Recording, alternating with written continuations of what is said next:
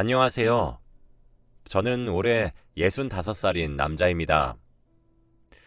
저희 집은 자식이 2명 있는 네 식구고 아들과 딸이 하나씩 있어요. 요즘엔 사라진 말이지만 제가 젊었을 때까지만 해도 평생 직장이란 단어를 많이 사용하곤 했습니다.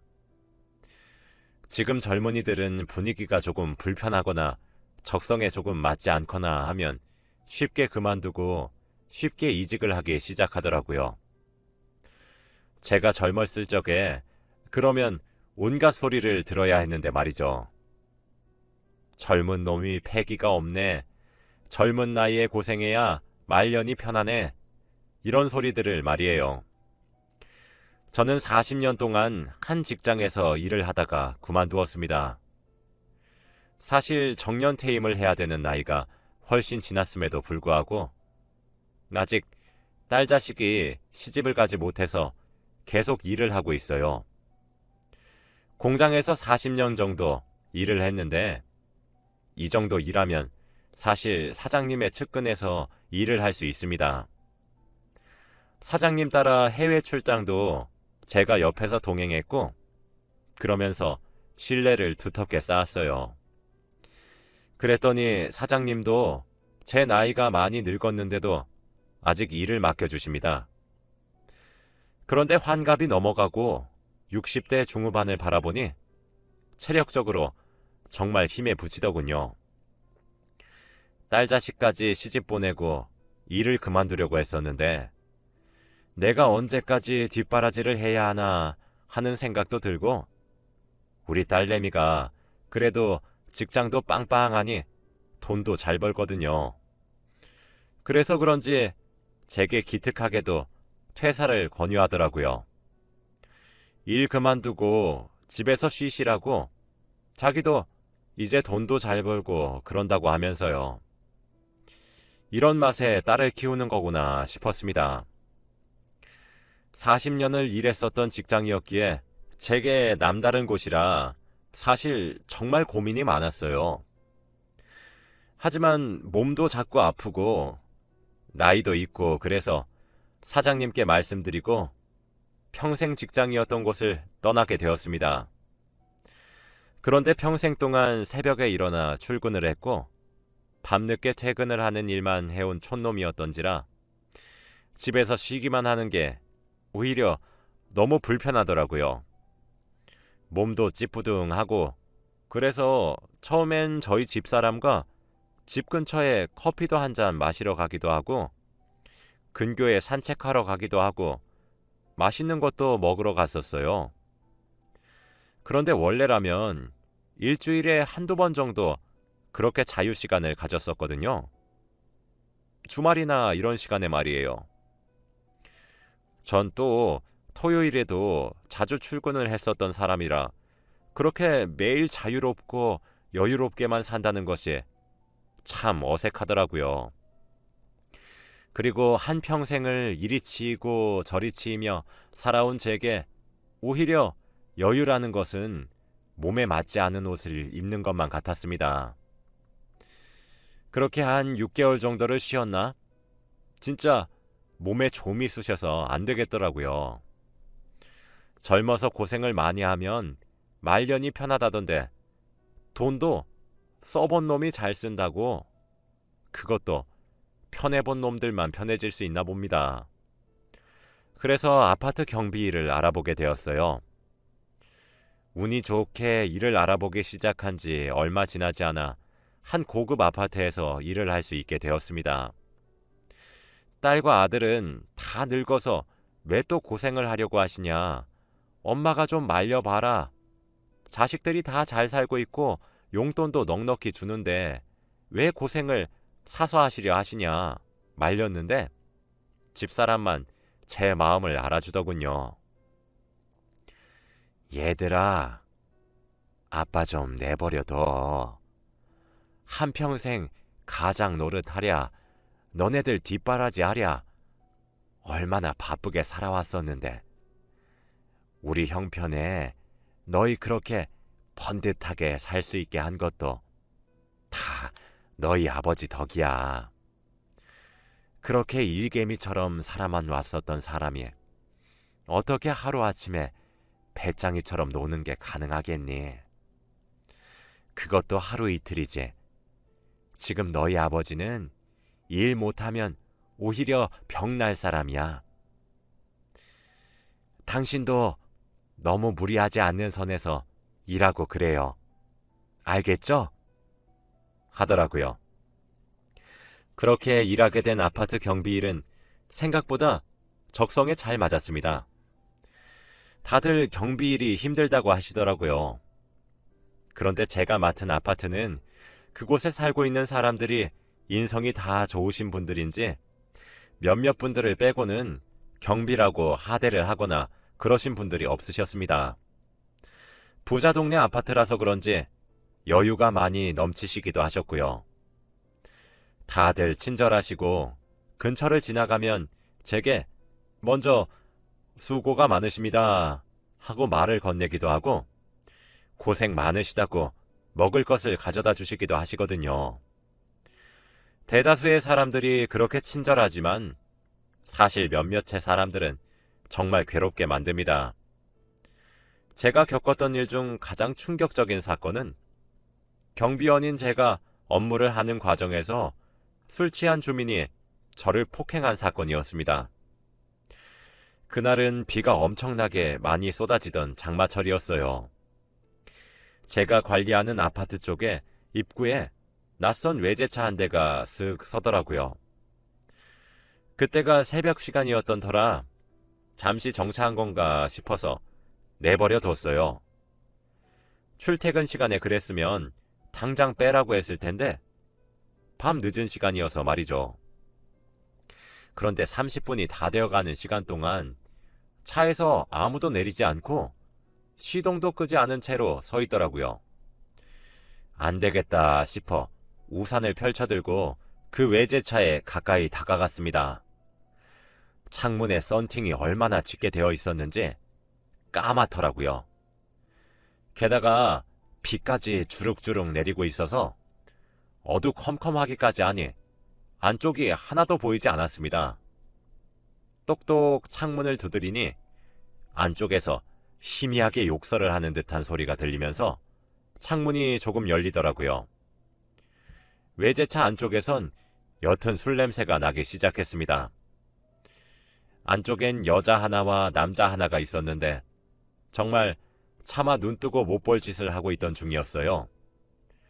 운전을 하고 있었던 남자는 한 50대 정도로 보이는 아저씨였고 술에 잔뜩 취해 있었어요.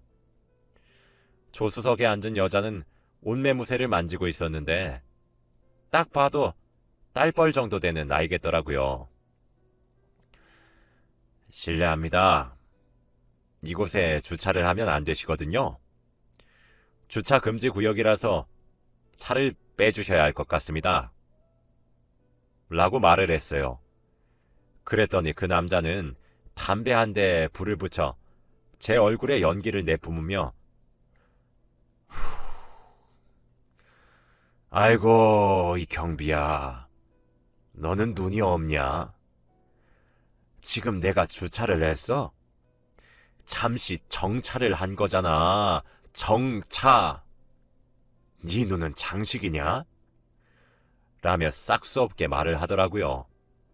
그래서 여기는 주정차 금지구역이라서 정차도 안 됩니다. 차를 빼주실 수 있겠습니까? 라고 물었어요. 더 공손하게 말해봐. 그럼 내가 고민 좀 해볼게. 하며 낄낄거리면서 웃더라고요. 그 옆에 앉아있었던 딸뻘되는 여자는 옷매무새를 다 다듬었는지 그 남자의 팔에 팔짱을 끼고 고개를 기대며 같이 깔깔거리며 웃었습니다. 저는 지금 차가 서 있는 곳이 저희 동 주차장 입구여서 그렇습니다. 아무리 늦은 시간이라도 차가 단 한 대도 다니지 않지는 않아서 비켜주셔야 될 것 같습니다. 입주민들이 불편해하시면 안 되어서요.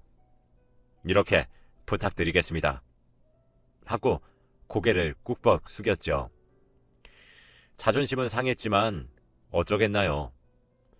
술 먹은 놈한테 백날 천날 말해봤자죠. 그 여자는 깔깔 웃으며 오빠, 나 그냥 집으로 올라갈게. 흥이 깨져서 말이야. 라며 차에서 내릴 채비를 하더군요. 아니 왜 벌써 가? 이렇게 하고 너 혼자 집에 쏠랑 들어가 버리면 이 오빠가 섭섭하지. 하며 자기 딸버린 여자애 붙잡겠다고 질척거리는 모습을 보는데 어찌나 추잡스럽던지. 결국 그 여자는 너무 늦었다고 다음에 다시 보자며 집으로 올라갔고 저도 제 자리로 돌아가려고 몸을 돌리려고 했습니다. 그런데 그때 그러더라고요. 야, 경비. 아씨, 너 때문에 분위기 죽여주게 좋았는데 진짜 너 다음부터 내 눈에 띄기만 해. 그때 어디 한번 해보자. 라고 버럭 소리를 지르는 것이 아니겠습니까? 그러고는 제가 신고 있는 신발에 침을 캬 뱉고 차를 운전해서 갔어요. 진짜 얼마나 어이가 없던지 지금 다시 생각해도 기가 막히는 노릇이네요. 그런데 그건 시작에 불과한 일이었습니다. 그 남자는 진짜 저희 동 입주민이긴 했나 보더라고요. 그때부터 제가 근무를 하는 날만 골라서 저를 따라다니며 괴롭히기 시작했어요. 저를 괴롭혔던 방법 중 하나는 불량 주차였습니다. 일부러 이중 주차에 불량 주차까지 하는데 사이드 브레이크까지 걸어놓고 주차를 해서 옴짝달싹 못하게 했습니다. 그렇게 정말 사사건건 사람을 들들 볶아대는데 정말 사람이 피가 바짝바짝 마르더라고요. 나중에 알고 보니 저보다 띠동갑은 어린 사람이었습니다. 그러던 어느 날이었어요. 불량 주차가 또 자기 차 앞에 되어 있었던 문의가 들어왔어요. 전 당연히 안 되겠지 하고 차를 한번 밀어보려고 시도만 했는데 그날따라 차주인 그 남자가 실수를 한번 한 것인지 차의 브레이크도 풀려 있었고 잘 밀리더라고요. 그렇게 차를 한번 치우게 되었는데 진짜 자기 차에 손댔다고 죽이니 살리니 쌍욕을 하며 정말 이곳에 쓰기 힘들 정도의 욕설을 듣게 되었고 저를 하인이라고 부르기 시작하면서 툭툭 치기 시작하더라고요. 그 욕설을 시작으로 한 달 정도 지독한 괴롭힘을 당했습니다. 점점 도를 넘어가는 그놈을 보고 진짜 열이 너무 받고 화도 너무 많이 나는데 또 일자리를 생각하면 참아야 하고 그런 아이러니한 상황들이 연속적으로 펼쳐지기 시작했죠. 그쯤 되니 아파트에도 소문이 자자해졌더라고요. 불량 주차하는 놈이 있다고 말이에요. 그러던 어느 날 새벽에 순찰을 돌고 있었는데 그때 비 오는 날 만났었던 외제차와 같았고 같은 위치에 서 있었습니다. 그날도 음주운전을 한 모양이더군요. 전 또 당연히 차를 빼달라 요청하러 다가가야 했지요. 저도 사람인지라 똥이 무서워서 피하는 것이 아니고 더러워서 피하고 싶은데 어쩌겠습니까? 그게 제 업무인 것을요. 그런데 글쎄 제가 똑똑 창을 두드리며 말을 하기 시작하자 차 문을 덜컥 열고 밖으로 나오더군요. 그런데 내리는 폼이 심상치 않은 겁니다. 너무 당황해서 정신을 못 차리고 있던 찰나였습니다. 그런데 그때 어떤 사람이 거기 지금 뭐 하는 겁니까? 하며 제 쪽으로 달려왔어요. 그 모습을 마지막으로 전 정신을 잃었고 눈을 떠보니 병원의 하얀 천장에 저를 반기고 있었습니다. 주위를 둘러보니 집사람과 딸은 제 양쪽 손을 각각 잡고 눈물을 흘리고 있었고 며느리는 화난 아들을 달래고 있었죠. 깨어났다 인기척을 내자 집사람이 의사를 불러오더라고요. 의사가 말하길 전치 4주 정도 나올 것 같다고 했어요. 저는 이게 지금 어찌된 일이냐 물어보니 집사람이 제게 말해 주었습니다. 아니, 당신은 그런 사람이 당신을 괴롭히려고 하면 일을 그만두든가 도망을 치든가 둘 중 하나는 했어야죠. 진짜 얼굴이 이게 뭐냐고요? 하며 엉엉 소리내어 울면서 말하더군요. 어떤 총각이 속수무책으로 맡고 있는 저를 발견함과 동시에 경찰과 구급차를 불렀고 그 남자는 다급히 차를 몰고 도망치려고 했지만 그 총각이 끝까지 붙들고 있어준 덕에 경찰에 잡혔다고 말했습니다. 그래서 그 남자는 음주운전의 폭행죄로 지금 경찰서에 있다고 하더라고요. 그 남자는 목격자 진술을 쓰러 갔다고 하고요. 그리고 한 4시간 정도 시간이 흘렀나? 저희 가족들도 점차 안정을 찾았을 때 병실 문이 드르륵 열리더니 한 남자가 들어왔습니다. 그 사람은 집사람이 말한 총각이었어요. 나이는 저희 아들 또래 정도 되는데 제가 일을 하면서 오며 가며 인사를 하는 입주민이었습니다. 그 사람은 정말 제가 나이가 어린 사람이지만 존경할 만한 사람이라 평소에 생각했었던 사람이었죠. 항상 수고가 많다 인사도 건네고 살갑게 말 한마디 더 하고 참 착한 사람이었어요. 그리고 하는 일도 이곳에 말할 수는 없지만 좋은 일들만 골라서 하시는 사람이었죠. 제게 찾아와 걱정스러운 표정으로 괜찮으시냐고 정말 많이 놀랐었다고 좀 어떠시냐고 물어보시더라고요. 같은 곳에 사는데 어쩜 그렇게 인성이 다를까 싶었고 전 그 총각에게 괜찮습니다. 정말 감사합니다. 하고 인사를 했어요. 그런데 마침 그때 딸아이가 제가 마실 음료를 사러 나갔다가 병실로 돌아왔습니다. 그러다 갑자기 하며 소리를 지르는 게 아니겠어요. 그런데 그 총각도 지연 씨가 왜 여기에? 하며 아는 체를 하기 시작하더라고요. 이게 무슨 영문인가 싶어 둘이 아는 사이냐 물어보니 둘 다 서로 얼버무렸습니다. 제 연륜이 말해주기를 딱 봐도 남녀 관계처럼 보였습니다. 저는 딸아이에게 딸, 내가 몸이 이래가지고 날 구해주신 분께 음료 한 잔 대접하지도 못하겠는데 네가 좀 대신 해주고 오너라 하니 총각이 괜찮다고 거절을 하더라고요. 그래서 아니 아무리 그래도 그렇지 그렇게 가면 제 마음이 불편해서 그런 거니까 마실 거 하나라도 대접받고 가세요 라고 부탁했어요. 결국 알겠다 대답하고 제 딸과 병실을 함께 나서더라고요. 그 이후 딸에게 이것저것 물어봐도 묵묵부답이어서 저도 금방 잊었습니다. 전치 3주 판단을 받고 병원에 입원을 한 중이었는데 저를 팼던 놈이 찾아왔더라고요. 합의를 해달라고 하면서요. 솔직히 부자라고 예상은 했었는데 합의금을 정말 억소리나게 불러서 흔들리긴 했습니다. 하지만 합의하지 않았습니다.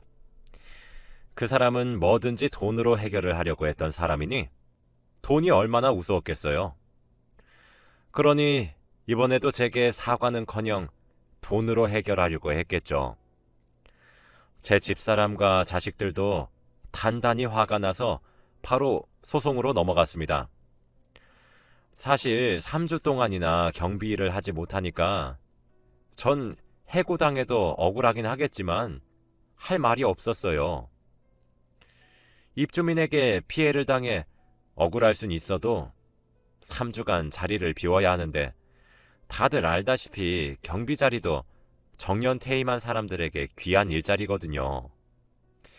그랬는데 아파트 쪽에서 다 나을 때까지 기다릴 테니 푹 쉬시고 출근을 해달라는 요청이 들어왔더라고요. 입주자 동 대표님께서 직접 병원에 문병을 오셨습니다. 그리고서는 제게 봉투 하나를 건네시며 말씀하셨어요.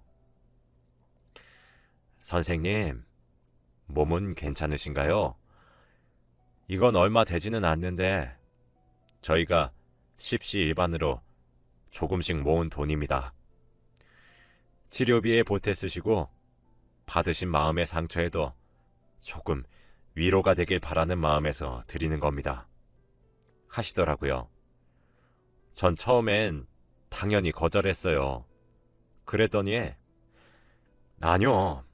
저희가 지금 선생님이 얼마나 성실하고 친절하게 입주민들을 대하시며 일을 하신 걸 저희 모두가 뻔히 알고 있는데 저희 마음도 편하게 해주셔야죠. 그리고 그 불량주차 하던 놈도 걱정하지 마세요. 제 아들이 변호사인데 수임료도 받지 않고 도와드릴게요. 저희도 그놈 때문에 얼마나 고통스러웠는데요. 그런데 괜히 총알바지처럼 경비 선생님께만 피해를 입힌 것 같아 마음이 불편해서 그래요. 하시면서 봉투를 거의 제게 던지시다시피 품에 넣고 퇴원하고 뵙겠다 말씀하시며 돌아가시더라고요. 저는 정말 얼떨떨했습니다. 동 대표님께서 말씀하신 대로 정말 변호사를 통해 제게 도움을 주시더라고요. 사실 저희 가족들도 갑갑해하던 찰나였는데 정말 가뭄의 단비 같은 존재처럼 저희에게 큰 도움이 되었습니다. 정신적 충격의 위자료도 꽤 받았거든요. 변호사님을 도와 절 구해준 총각도 저를 많이 도와주었습니다. 절 때렸던 놈은 그 대가로 적절한 처벌을 받게 되었어요. 몸이 다 낫자마자 바로 경비일로 복귀했습니다. 그런데 정말 감동적이었어요. 세상에 경비실에 편지도 있고 쪽지도 붙어 있더라고요. 아저씨 보고 싶어요. 아저씨 파이팅. 이런 글귀들은 어린아이들의 삐뚤빼뚤한 글씨체였고 알고 있었지만 이 정도로 심각한 줄 몰랐습니다. 도와드리지 못해 죄송합니다. 항상 웃으면서 인사를 해주시고 작은 택배조차 저희에게 직접 가져다 주시고 항상 성실하셨었던 경비 선생님의 빈자리가 너무 큰 것 같아요. 빠른 쾌유를 바랍니다. 이런 편지들도 많이 있었어요. 세상이 아직 참 따뜻하구나 이런 생각을 가지게 되었다고 해야 하나요? 그리고 경사는 여기에서 그치지 않았습니다. 제 연륜의 촉이 맞아떨어졌더군요. 절 도와준 총각과 제 딸아이는 과거에 약 3년 정도 만났다가 헤어졌던 사이더라고요. 그런데 감정이 식거나 그래서 헤어진 것이 아니고 남자 쪽에서 유학인가 그것 때문에 멀리 떠나게 되어서 헤어지게 되었다고 합니다. 그런데 그 남자가 살고 있던 곳의 경비가 저였던 것이었고 절 구한 남자가 바로 딸아이의 전 애인이었던 것이죠. 그때 제가 감사하다는 의미로 커피라도 한 잔 대접하라고 밖으로 내보냈을 때 서로가 서로에게 감정이 조금 남았다는 사실을 알게 되었고 지금은 거기서 좀 더 발전되어 연인 사이가 되어 있더라고요.